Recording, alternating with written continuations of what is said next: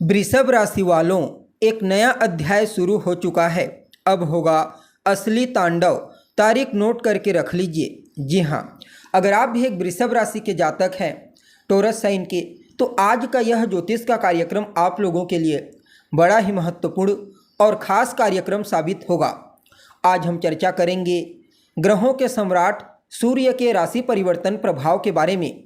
जी हाँ, भुवन भास्कर सूर्य बीते 17 अक्टूबर 2024 की प्रातःकाल 7:58 पर अपनी वर्तमान मित्र राशि कन्या राशि को छोड़कर अपनी नीच राशि तुला राशि में प्रवेश कर चुके हैं, जहां पर आने वाले 16 नवंबर की प्रातःकाल तक रहेंगे और इसके पश्चात वृश्चिक राशि में प्रवेश कर जाएंगे।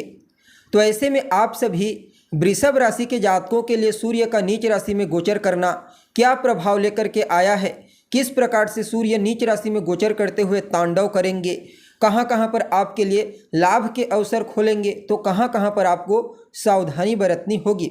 साथ ही साथ सूर्य के इस गोचर प्रभाव को और बेहतर बनाने के लिए क्या उपाय आप कर सकते हैं, सभी बातें आपको विस्तार के साथ बताने वाले हैं। इसलिए कार्यक्रम में लास्ट तक बने रहिए। और अगर आप हमारे चैनल पर पहली बार विजिट कर रहे हैं तो चैनल को सब्सक्राइब करके बेल नोटिफिकेशन को ऑन पर सेलेक्ट कर लें, ताकि आपको समय समय पर इसी प्रकार की महत्वपूर्ण जानकारी प्राप्त होती रहे।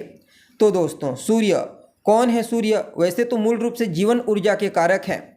साथ ही साथ मान सम्मान, पद प्रतिष्ठा, सफलता, ऊंचाई, सुख समृद्धि, पॉपुलैरिटी, आरोग्यता, शासन प्रशासन और पिता का प्रतिनिधित्व करता ग्रह है सूर्य। जब जन्म कुंडली में बलवान होते हैं, मजबूत होते हैं, तो फिर जातक को जीवन के हर क्षेत्र में सफलता की प्राप्ति होती है, मान सम्मान, पद प्रतिष्ठा, प्रसिद्धि की प्राप्ति होती है। ठीक इसके विपरीत सूर्य किसी भी प्रकार से जन्म कुंडली में कमजोर होते हैं, पीड़ित होते हैं, तो फिर शासन प्रशासन से हानि, पिता से तालमेल में कमी, आरोग्यता की कमी, सफलता प्राप्त करने के लिए बहुत ज़्यादा संघर्ष करना, उसके बावजूद किसी भी फील्ड में श्रेष्ठ सफलता की प्राप्ति का ना हो पाना, हड्डियों से संबंधित तकलीफ, नेत्रजन्य पीड़ा सूर्य जन्म कुंडली में पीड़ित होकर के दे देते हैं। इसलिए इनका बलवान होना बेहद आवश्यक होता है। वैसे तो सूर्य एक राशि में 30 दिनों तक ही रहते हैं, अर्थात हर महीने इनका परिवर्तन होता है, लेकिन जब विशेष राशियों में गोचर करते हैं तो उस समयावधि में इनका प्रभाव कुछ अलग प्रकार से देखने को मिलता है। और इस बार अपनी नीच राशि में गोचर कर रहे हैं आने वाले 16 नवंबर तक। अब देखिए, आप सभी वृषभ राशि के जातकों के लिए सूर्य का यह गोचर कहाँ पर हो रहा है, तो आपके षष्ठ भाव में हो रहा है। परिणाम स्वरूप यहाँ पर सूर्य का सकारात्मक परिणाम आपको देखने को मिलेगा। जैसे सबसे पहले तो आपके जो शत्रु हैं, आपके प्रतिद्वंदी, आपके विरोधी, इस समय उन्हें शांत कर देंगे।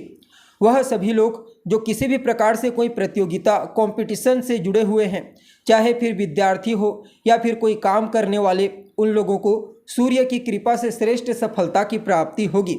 जी हाँ, आपके ऊपर कोई कर्जा है, कोई लोन, तो समझ लीजिए सूर्य की कृपा से आप अपने पुराने कर्जों को चुका पाने में कामयाब होंगे, क्योंकि धन का आगमन आपके जीवन काल में मजबूती से होगा। साथ ही साथ सूर्य आपके मामा पक्ष की आर्थिक स्थिति को उत्तरोत्तर मजबूत बनाने में अहम भूमिका निभाएंगे।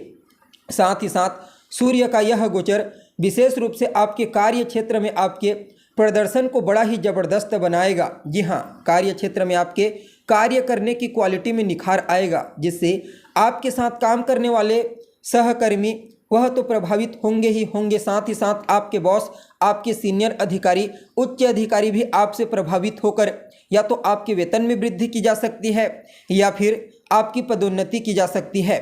इसके अलावा जो लोग गवर्नमेंट सेक्टर में जॉब करने के लिए प्रयत्नशील हैं, उन लोगों को भी सूर्य की कृपा से इस समय कोई शुभ समाचार की प्राप्ति हो सकती है।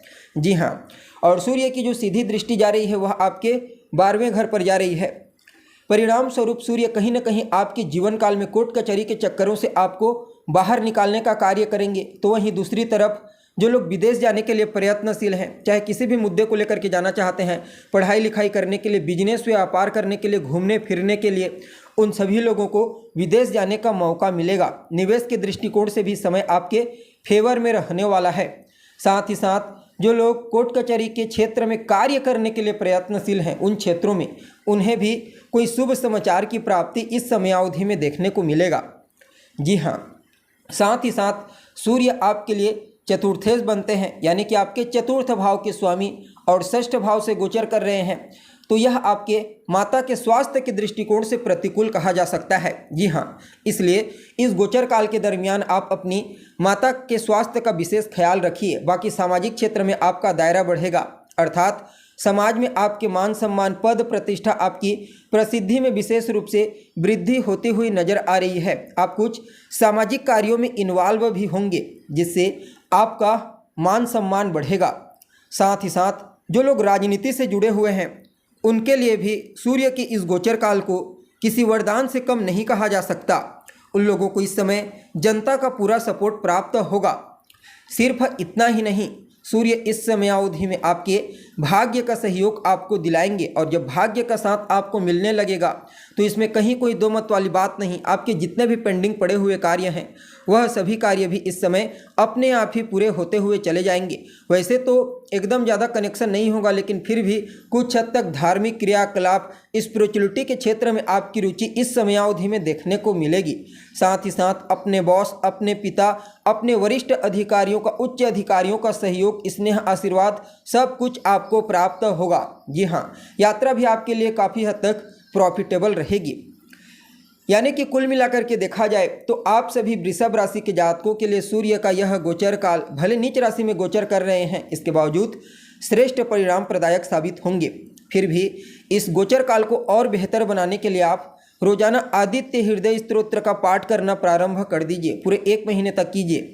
अपने पिता, अपने बॉस का सम्मान कीजिए, उनका कहा मानिए। भूल करके भी उनका अपमान आपको नहीं करना है। हो सके तो रविवार के दिन नमक का त्याग कर दें, और भुवन भास्कर सूर्य को अर्घ्य प्रदान करना भी आपके लिए विशेष फायदेमंद साबित होगा। तो दोस्तों, अभी के लिए बस इतना ही। पुनः मुलाकात होगी एक नए और ताज़ा एपिसोड में। तब तक के लिए आप हमें इजाज़त दीजिए। नमस्कार।